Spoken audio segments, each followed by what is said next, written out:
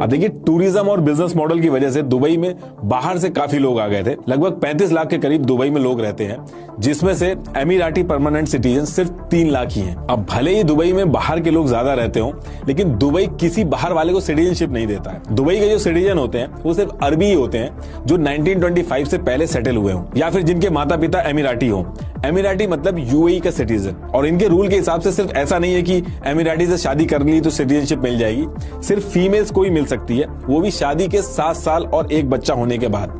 In case अगर बच्चा नहीं होता है तो 10 साल के बाद फीमेल को सिटीजनशिप मिलेगी। और मेल के लिए शादी से सिटीजनशिप लेने का ऑप्शन नहीं मिलता है। हाँ, एक तरीका है जिसमें बाहर के लोगों को भी दुबई की सिटीजनशिप मिलती है। अगर कोई दुबई के बाहर का साइंटिस्ट, डॉक्टर या आर्टिस्ट है जिनका 10 साल का एक्सपीरियंस है और जिनको इंटरनेशनल अवार्ड मिला हो, या फिर कोई बड़ा रेपुटेड इन्वेस्टर हो और उसका कोई क्रिमिनल रिकॉर्ड ना हो, तो उस केस में दुबई सिटीजनशिप देता है बाहर वाले लोगों को भी। लेकिन वोटिंग राइट्स उसके बाद भी नहीं मिलते उनको। दुबई की जो सिटीजनशिप है उसके बहुत ही ज्यादा फायदे हैं। Free education, free health care, housing allowance, cost of living allowance जैसी चीजें मिलती हैं। ये एक तरह की मंथली इनकम होती है। और अगर आप प्राइवेट सेक्टर में काम करते हो तो आपको 1,50,000 रुपए तक का मंथली टॉपअप भी दिया जाता है। अगर जमीन नहीं है आपको तो आप ट्राई कर सकते हो गवर्नमेंट को रिक्वेस्ट करके कि आपको जमीन चाहिए, तो जमीन भी मिल सकती है आपको फ्री में। काफी सारी सब्सिडीज और जॉब्स में प्रेफरेंस मिलती है जो सिटीजन होते हैं, एमिराटी होते हैं। एक एमिराटी सिटीजन पैदा होते ही बिना कुछ करे मिलेनियर बन जाता है। ये सारी फैसिलिटीज इसलिए भी दी जाती है ताकि दुबई के जो सिटीजन है वो खुश रहे, क्योंकि अगर वो सिटीजन खुश नहीं रहेंगे तो डेमोक्रेसी की बातें उठने लगती हैं। 2011 में